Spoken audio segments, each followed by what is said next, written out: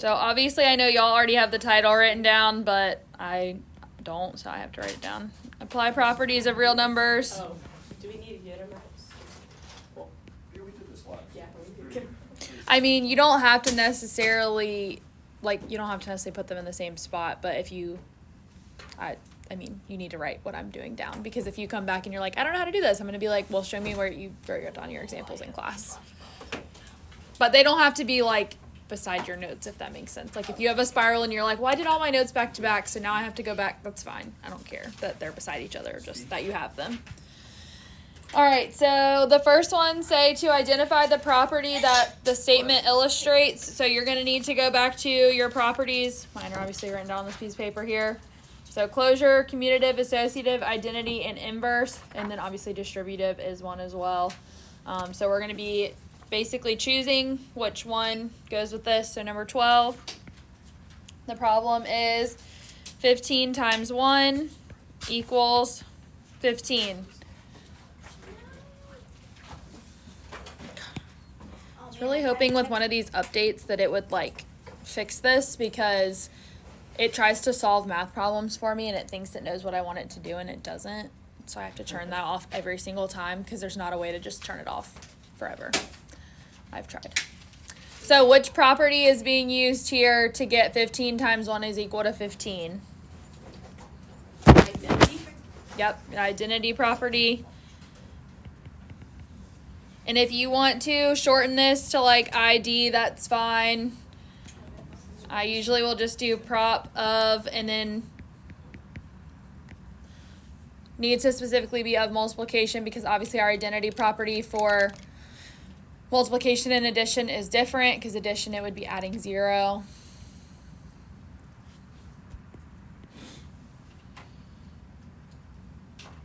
Let's see, 16. In parentheses, they give us 6 times 5, close the parentheses, times 7 equals 6 times, in parentheses, 5 times 7. Oh, gosh. So what have they done here to get from basically the left side to the right side? Which property have they used? Yep. Associative property of multiplication.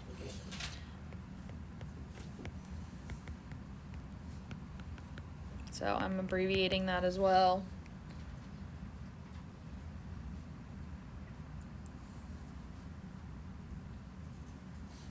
Oh no. This is going to turn into proofs. Sort of. But this is the only section that has anything like this, though. Okay. So this is probably everybody's least favorite section of the entire year.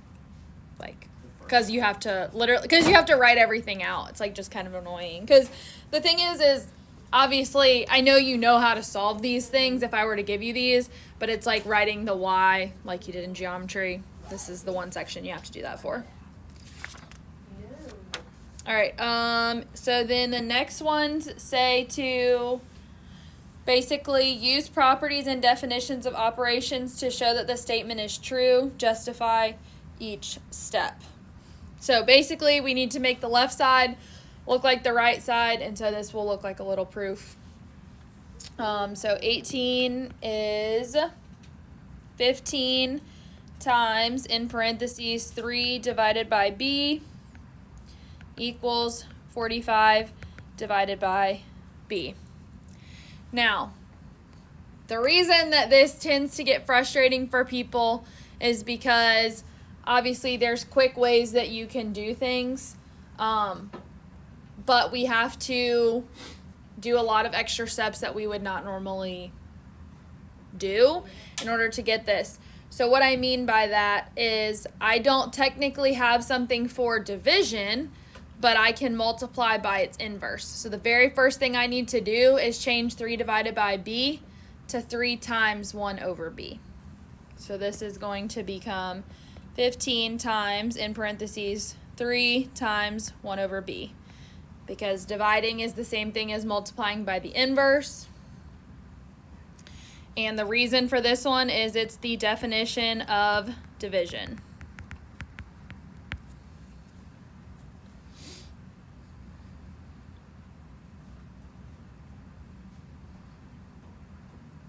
Now, your next thought is probably, well, I know that 15 times 3 is 45, so I can knock that out. But technically, I can't do that yet because the parentheses is around the 3 times 1 over b. So I have to move it to make this 15 times 3 in parentheses times 1 over b. What property allows me to do that? To move the parentheses. I think I heard it. Yep.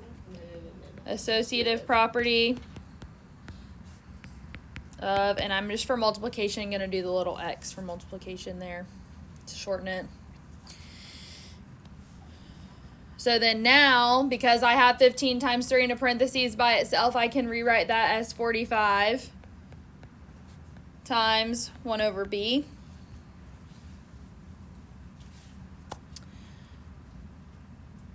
And that would just be, we would literally just write multiplication because that's literally all we did. So I usually just do, again, shorthand it. And so then I know that I want it to look like this. Multiplying by the inverse is the same thing as division. So I'm going to basically just undo it and write it as 45 divided by b. And that is, again, the definition of division. So something we easily could have seen to be 45 divided by b because of order of operations took us 4 steps because that's how you have to technically go about proving these, which is why this is like everybody's least favorite. I typically only put one of these on the quiz and one of these on the test because they're so annoying. I don't like them either, but we have to do them. Any questions on that one?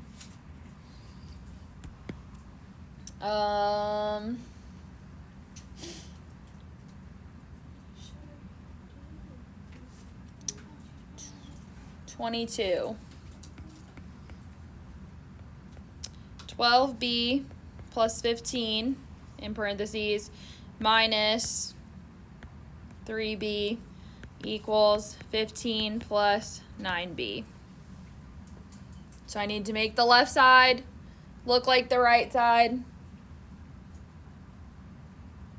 And again, something that's super easy that we could definitely do just by our order of operations and combining like terms is going to end up turning into probably 4 or 5 steps because of how we have to do this. So, and there's a few different, I'll also tell you, like sometimes the way you start a problem may be different because there's 2 different ways that I could technically start going about this problem, but it doesn't really matter which way we do it. But subtraction is not something that technically exists in math. We're really adding its inverse. And so the first thing that I would do is change this minus 3b to plus a negative 3b. And so this one would be 12b plus 15 still in its parentheses plus, now I'm going to put this in parentheses and do negative 3b like that. And that's just the definition of subtraction.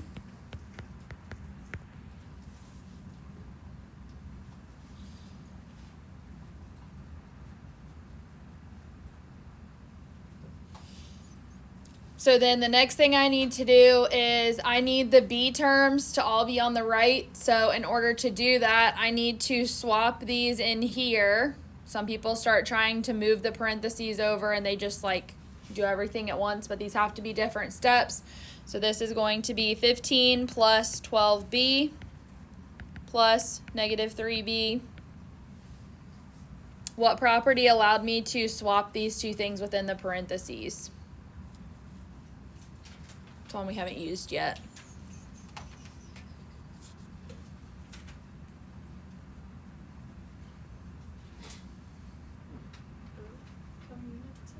Yep. The commutative property of addition.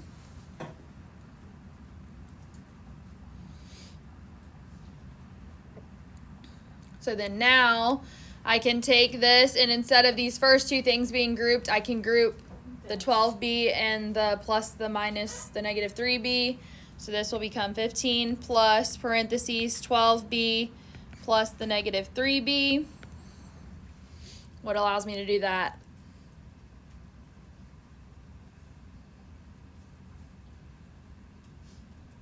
Which property lets me shift my parentheses? Associative? Yep. Associative property of addition. Any guesses what my final step is going to be? Adding the 2 in the parentheses. Yep, combining those, and what allows me to do that? Addition. Yeah, just combining like terms. If you just said like addition or something like that, that would also be fine, but typically we say combining like terms. Don't die, Addie.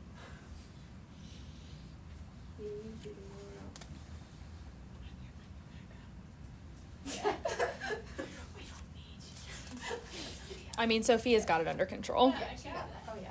Come in and sit. All right, normally I won't do an odd one, but there's another property that we technically haven't seen yet, so I want us to see this, so I'm going to backtrack and do 19. Sorry if you hate things being out of order. But I don't want us to miss this other example. So C minus 3 in parentheses. Did you say not acceptable? Yeah. Plus 3 equals C. So, I'm going to let y'all see if you can tell me what my first step would be. What is this? Can't do that yet. What was my first step I did in 22? You can just say it. Plus negative 3 and then put the 3 in parentheses. Yep. So over here, I'm going to turn this into C plus a negative 3 with that in parentheses. Plus 3, and my reason is going to be the same thing as the first step of 22. It's the definition of subtraction.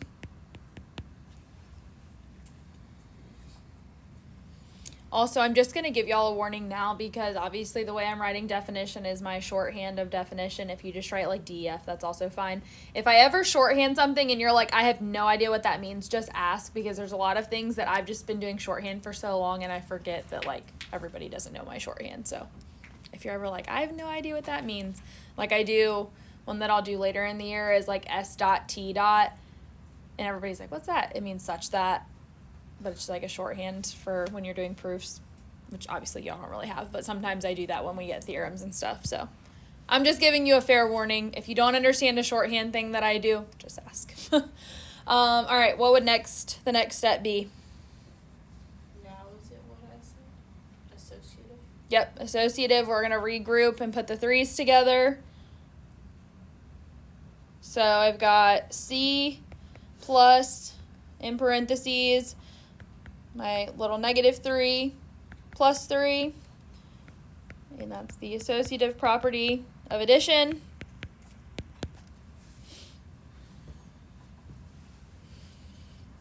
Any ideas what I can do now? Yep. So this is going to be C plus 0, and that's because of what property?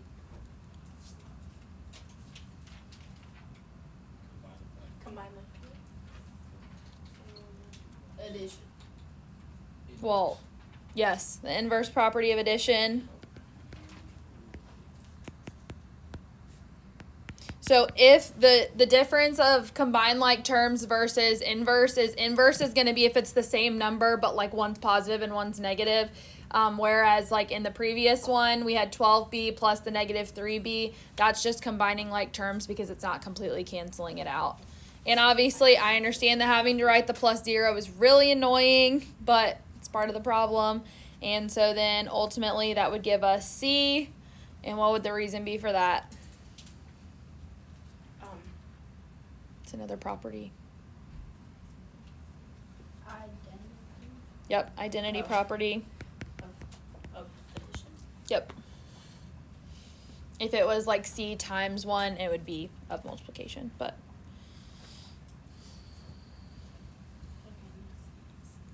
All right. Jumping a little bit, these next problems are basically short word problems. They're like one sentence word problems, or well, I guess I should say a sentence and a question but it's one line word problems. So 28. You buy 6 gallons of juice at $1.25 per gallon. What is your total cost?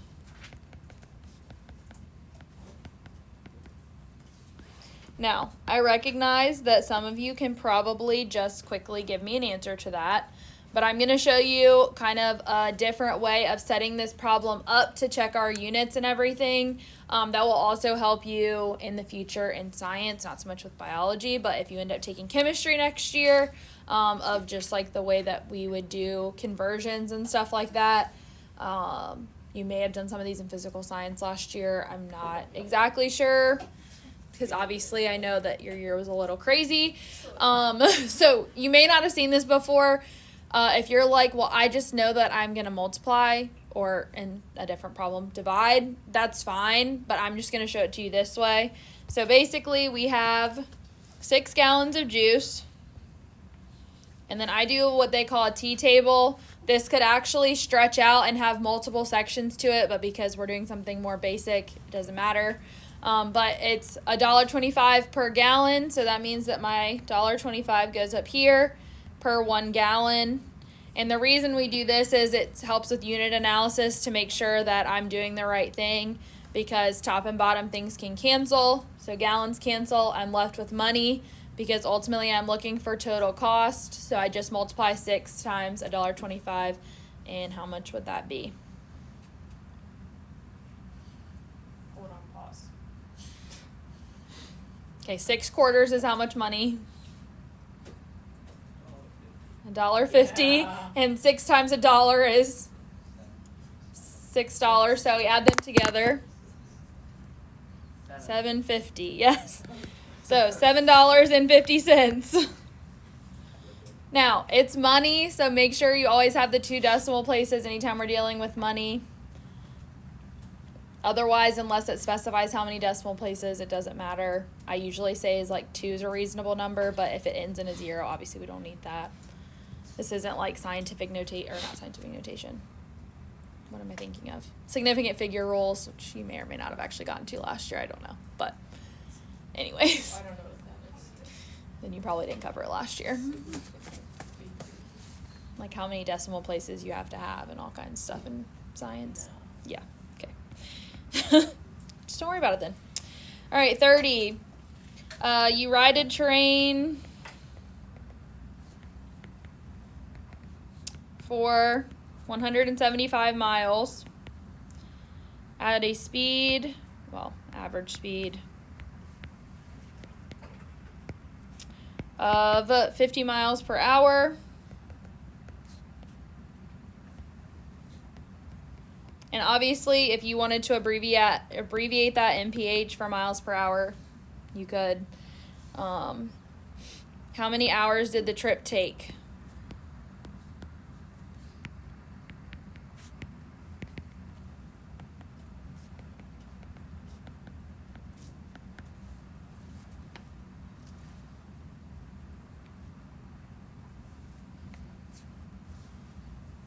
All right, so I'm ultimately looking for hours. So that means that's what's going to need to be on top of my T-chart.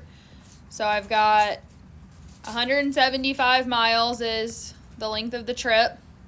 But then I was told I'm traveling at 50 miles per hour. Well, I need hours on top, and I need miles on the bottom to cancel. So that means that this 50 miles per hour, it's just written upside down. And so then my miles cancel. So I need 175 divided by 50. Yep. Thank you. 3.5 hours. And always make sure we get those units on our answer.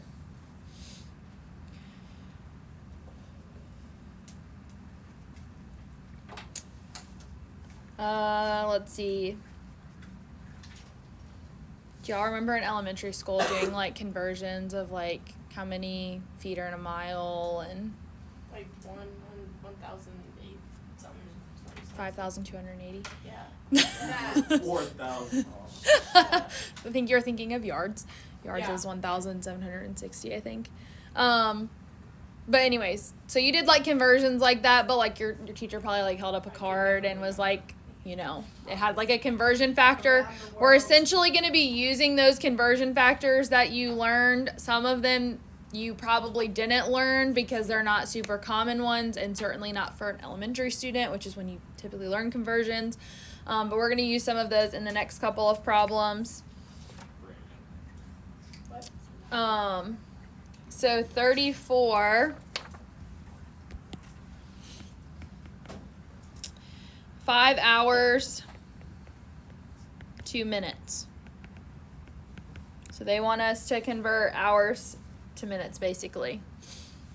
So how many minutes are in an hour? 60. So if I want to do my little T-chart, and again, you don't have to do it this way, but if you like this method, you can do it this way. So there are 60 minutes in 1 hour. I'm ultimately trying to get minutes, so that's what needs to be on top in 1 hour. Hours cancel, and I have 5 times 60, which is what? 300? Yeah. 300 minutes.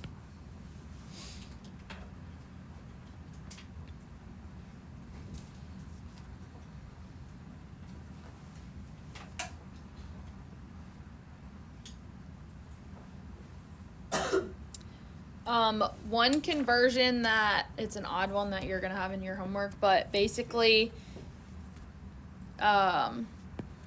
just as like a FYI, because this is one that you probably wouldn't know, there are 16 ounces in 1 pound, and there are 2,000 pounds in 1 ton.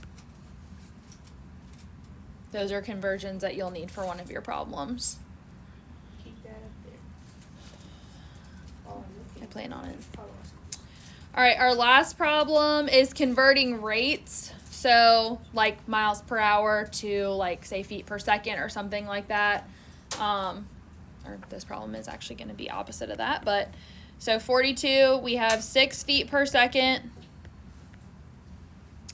to miles per hour. So I've got to convert 2 things here, okay? Because I have feet that have to be converted to miles, and I have seconds that need to be converted to hours. So I deal with one thing at a time, but this is where I'll have an expanded T-chart that'll have like multiple sections in it. So I have 6 feet per 1 second. So let's do this. How many feet are in a mile? Let's see who remembers what I said. 5,280 feet in 1 mile. And so I can already see that that's going to take away my feet and I'm left with miles. So now I need to convert seconds to hours. So there's 2 different ways we can do this. Does anybody know how many seconds are in an hour? 60. Oh, no. No, I One. no. No. That's not what I meant. So 60 times 60, right? Yeah. yes. So if you didn't know that off the top of your head, it's 3,600. We're going to do the hypothetical that you don't know. Okay. Then we're going to convert seconds to minutes and then minutes to hours. Okay. So we've got how many seconds are in a minute? 6. So we've got 60 seconds in 1 minute. And then I've got how many minutes are in 1 hour. 60. Yep. So a good conversion to know is that there are 3,600 seconds in an hour. But if you don't know that, that's okay.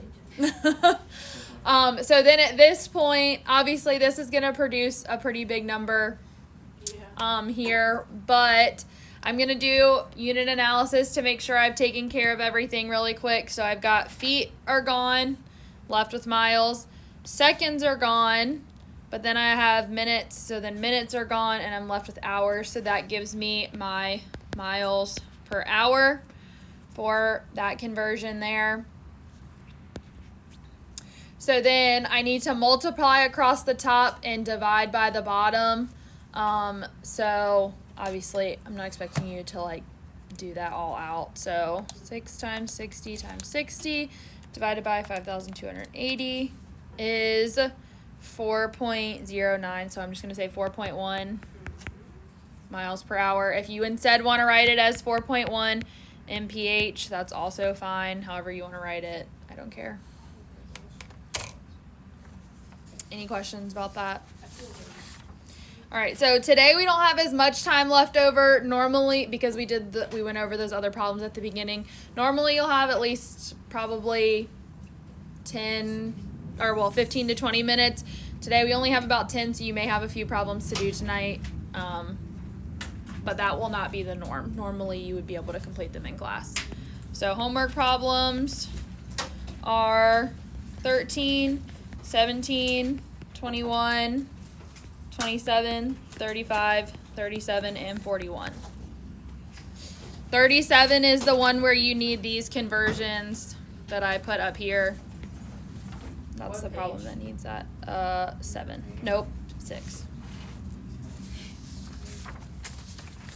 Other thing is, at the top of your homework, you need to put your name and what section this is, as well as write out what the homework problems are. Like section 1.1. Yeah, so write like 1.1 and then list out the problems, and make sure you don't forget your name because This is one of Rosh's pencils I stole from him last hate to lose points for homework because you don't have your name on it.